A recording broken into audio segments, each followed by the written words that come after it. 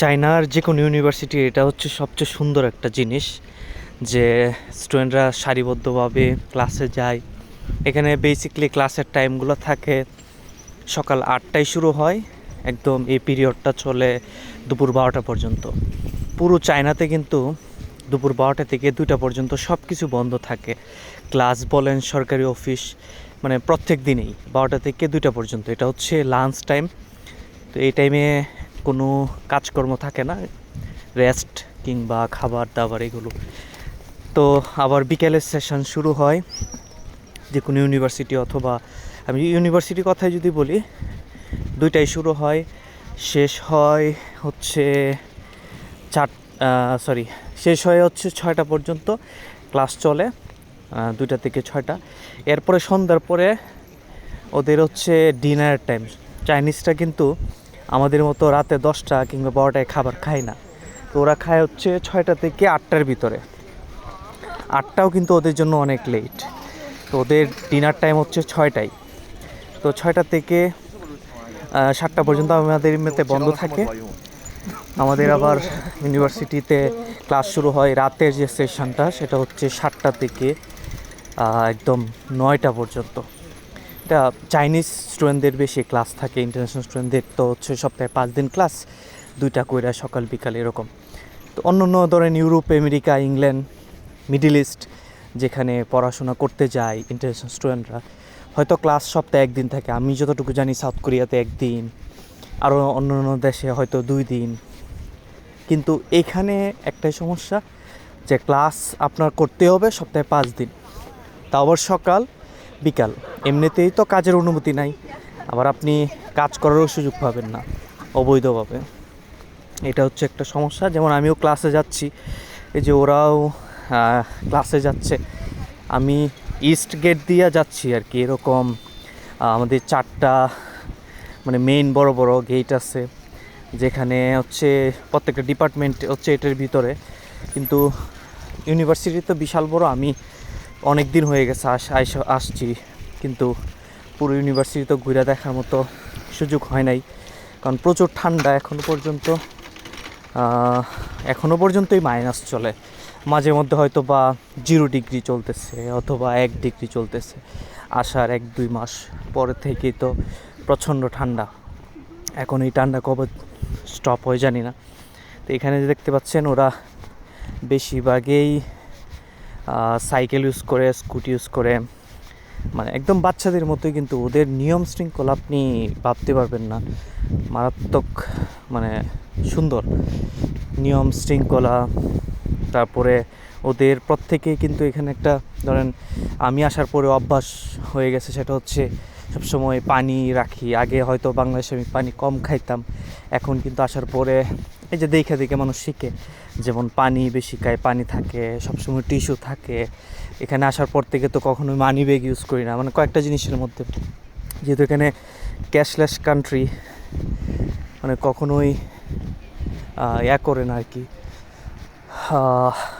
আসার পরে হয়তো বা কয়েকদিন মাত্র আমি ক্যাশ টাকা নিয়ে বের হয়েছিলাম। Faruk, Oh, brother! ওই how are you brother? Cherry, You break my. You break. Okay okay, see you. Faruk, Faruk,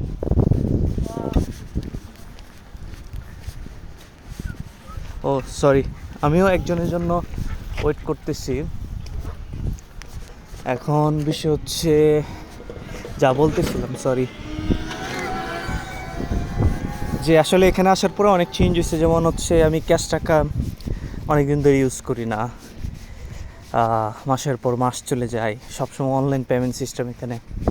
and then পানি রাখি সাথে সবসময়, টিস্যু রাখি সাথে সবসময়, বৃষ্টির দিন থাকলে তো ছাতা রাখি, মানে কখনো একটা ময়লা রাস্তাঘাটে ফেলি না। এই যে অভ্যাসগুলো চেঞ্জ হয়েছে, সেটা একমাত্র কারণ হচ্ছে সবাই এটা করে এই কারণে। হয়তো আমি যদি বাংলাদেশে যাই, তখন হয়তো বা কোনো একটা ময়লা রাস্তাঘাটে ফেলতে আমার খারাপ লাগবে, আমিও ডাস্টবিন খুঁজবো। তো এটা সত্যি, মানে এটা আপনারও হয়ে যাবে আপনি যদি যে কোনো দেশে যান। এখানে সবাই নিট অ্যান্ড ক্লিন থাকার চেষ্টা করে। ইভেন হচ্ছে কেউ মানে ট্রাফিকের নিয়মের বাহিরে রাস্তাও মানে পার হয় না, আমরাও না, মানে সবাই সব কিছু নিয়ম পালন করে। এটা খুবই ভালো লাগে আসলে, আমার ওই রকম অভ্যাস হয়ে গেছে। তো এখানে যে দেখতে পাচ্ছেন ওরা ক্লাসে যাইতেছে, আর ওরা কিন্তু সবাই ডরমেটরিতে থাকে। চাইনিজ স্টুডেন্টস আছে আমার ইউনিভার্সিটিতে 40,000-এর উপরে, শুধু চাইনিজ স্টুডেন্টস। আর ইন্টারন্যাশনাল স্টুডেন্ট তো 300-400 এটার ভিতরে থাকে। মানে আমি যতটুকু জানি আমার ইউনিভার্সিটির ইন্টারন্যাশনাল স্টুডেন্টস কম, কিন্তু চায়নাতে আরও যে ইউনিভার্সিটিগুলো আছে ওইখানে আরও অনেক অনেক বেশি ইন্টারন্যাশনাল স্টুডেন্টস আছে। আমার এখানে তো 40,000 স্টুডেন্টস, কিন্তু এর চেয়ে তো বেশি থাকে অন্য অন্য ইউনিভার্সিটিতে। আমার ইউনিভার্সিটিতে বাঙালি একদমই কম, নাই বললেই চলে, 4 জন মাত্র। তাও আবার এই 4 জন মধ্যে 2 জন অলরেডি বের হয়ে গেছে মাস্টার্স কমপ্লিট করে, এর মধ্যে আমি আরেকজন আছে যে রানিং মাস্টার্স। তো এটাই বললাম যে নিয়ম কানুন খুবই চমৎকার। মানে কেউ এই যে রাস্তা দেখতে পাচ্ছেন, কেউ কিন্তু এখানে একটা ময়লা ফেলবে না, এটা টিস্যু না।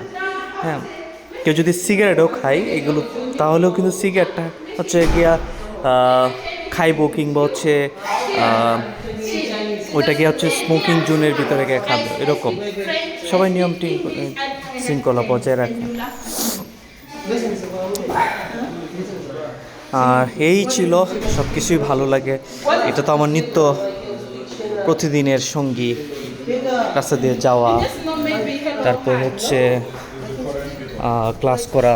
যেমন আমি এখন যাইতেছি, ক্লাস থেকে বের হয়ে আসতে হবে, মানে চাইনা টাইমে হচ্ছে রাত 9টা বাজে।